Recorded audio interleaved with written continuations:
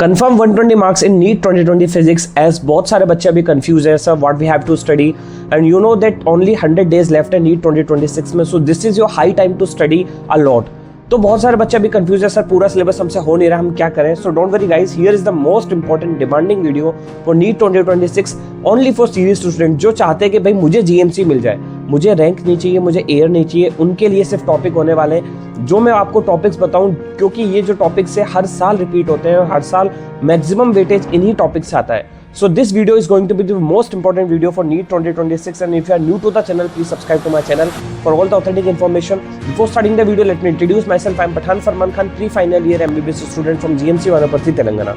So guys, अगर आपको confirm 120 marks चाहिए तो आप सिर्फ ये टॉपिक कर लेना, बिकॉज ये most important highly repeated high weightage chapters हैं जो कि हर साल इससे क्वेश्चन आते हैं। अभी फिलहाल लेटेस्ट जेई 2026 का एग्जाम हुआ, उसके अंदर भी कंटिन्यूअसली इन्हीं टॉपिक से रिपीटेड क्वेश्चंस आए हैं जो लास्ट नीट के साथ भी आ रहे हैं। तो ये टॉपिक्स वैसे ही बहुत सारे इंपॉर्टेंट हो जाते हैं। तो अगर आप सब सिलेबस पढ़ने के चक्कर में रहोगे तो कुछ ना कुछ आपका बैकलॉग हो जाएगा, और फिर आप वही होता है कि अगर आप सोचते हो कि यार ये बैच ले लेते हैं, भीड़ के साथ चलते हैं, तो देखो भीड़ के साथ चलने पर सिर्फ आपको बैकलॉग मिलेगा और आपकी कंटिन्यूटी बिगड़ेगी और कॉन्फिडेंस डाउन होगा, क्योंकि वहाँ पर आपको 0 लेवल वाला बच्चा भी होगा और हाई लेवल वाला बच्चा भी होगा और आप कहीं बीच में फंस जाओगे। तो अभी आपको स्मार्टली पढ़ना है लास्ट डेज में। अगर आपका सिलेबस कंप्लीट नहीं है तो वो सिलेबस कंप्लीट करना है और इन टॉपिक्स को ज़्यादा फोकस पे देना है। अगर आप इन टॉपिक्स को अच्छे से फोकस करते हो तो डेफिनेटली आपके 120 मार्क्स कहीं नहीं है। सो गाइज, जो मैं आपको बताऊं वो 3 चीज़ आपको जरूर करनी है। सबसे पहले क्लास नोट्स के क्वेश्चंस। आपको कोई भी चैप्टर लेना है, जो मैं आपको चैप्टर जो मैं बताऊंगा उन चैप्टर्स के सबसे पहले क्लास नोट्स के क्वेश्चन करने जो आपने नोट्स बनाए। दूसरी चीज़ PYQs करने, लास्ट 13 ईयर्स के PYQs आपको कंप्लीट करने।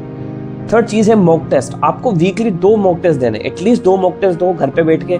कैसे देने? ऑनलाइन नहीं देने, कोशिश करो आप उसको प्रिंट कराओ पेपर को और ऑफलाइन पेपर दो, बिकॉज नीट के अंदर पेपर ऑफलाइन होने वाला है, ऑनलाइन नहीं होने वाला है। आपको जो सिली मिस्टेक्स होती हैं नीट के अंदर बहुत सारे बच्चों की, ऑनलाइन स्टूडेंट्स की, वो क्या होती है? क्योंकि उन्होंने पेपर ऑफलाइन कभी किया ही नहीं होता है, वो सिर्फ ऑनलाइन पेपर करते हैं, तो उन्हें पता ही नहीं है टिक कहाँ करना है, गोला कहाँ बनाना है, which of the following correct, not correct पढ़ना है, इनकरेक्ट पढ़ना है, गोला किसको लगाना है, किसको टिक करना है, OMR कैसे भरनी है। बहुत सारी दिक्कतें होती हैं और बच्चे नहीं करते, जिसकी वजह से उन्हें बहुत ज़्यादा मार्क्स नेगेटिव में चले जाते हैं सिली मिस्टेक्स की वजह से, और फिर बाद में सिर्फ सर पकड़ के रोते हैं कि हमने बहुत बड़ी गलती करी। तो ये चीज़ आपको नहीं करनी है। कोशिश करो कि पेपर ऑफलाइन मोड में दो, या आपके पास कोई कोचिंग है तो वहाँ कोचिंग, ऑफलाइन कोचिंग ज्वाइन करो और सिर्फ पेपर दो वहाँ जाके, ताकि एग्जाम स्टडी मोड आपको मिले और आप दूसरे बच्चों के साथ कंप्लीट करो एग्जाम सेंटर के अंदर।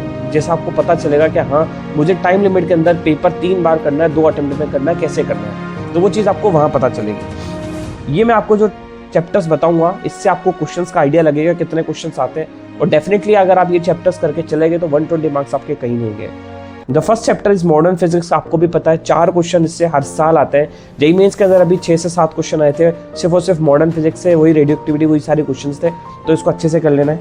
दूसरा सेमीकंडक्टर, 4 से 5 क्वेश्चन सेमीकंडक्टर के आ जाते हैं, जिसके अंदर पीएन जंक्शन का क्वेश्चन आ जाते हैं, डायोड के क्वेश्चन आ जाते हैं, तो बहुत अच्छे से आपको सेमीकंडक्टर पूरा करना है। इसके बाद current electricity, 3 question current electricity, आपका रेजिस्टेंट का क्वेश्चन आ जाता है, मेजरिंग इंस्ट्रूमेंट का क्वेश्चन आ जाता है, तो ये सारे क्वेश्चन कॉमन आ जाते हैं। चौथा चैप्टर इलेक्ट्रोस्टैट। इलेक्ट्रोस्टैट अगर आपने कर लिया, इससे 4 क्वेश्चन आते हैं और सेम आप ग्रेविटेशन करोगे, सेम फॉर्मूलेज हैं, बस एप्सिलॉन की जगह ई लग दिया, वो सारी चीज़ें सेम है, बस फॉर्मूले सेम है, बस एक वैल्यू चेंज कर देते हैं, एक आपका आइकन चेंज हो जाता है, बाकी सारे फॉर्मूले सेम है। अगर आपने ग्रेविटेशन पढ़ लिया तो इलेक्ट्रोस्टैट पढ़ लो आसानी से, इलेक्ट्रोस्टैट कर लिया तो ग्रेविटेशन कर लो, दोनों मिला के 6 क्वेश्चन आपको मिलेंगे।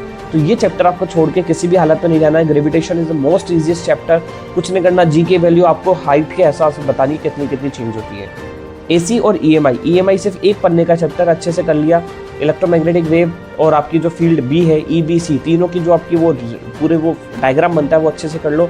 कौन किसके परपेंडिकुलर होता है इसी पे क्वेश्चन पूछा जाता है, एंगल पूछा जाता है और आपका एरिया ऑफ कर्व पूछा जाता है, तो ये EMI आप अच्छे से कर लेना।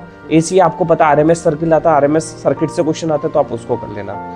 6th जो टॉपिक है वो है NLM and friction and work power energy. इस टॉपिक को अच्छे से करके जाना है, बहुत सिंपलेस्ट पूरा चैप्टर है NLM फ्रिक्शन वाला, वर्क पावर एनर्जी वाला, इसको कर लेना।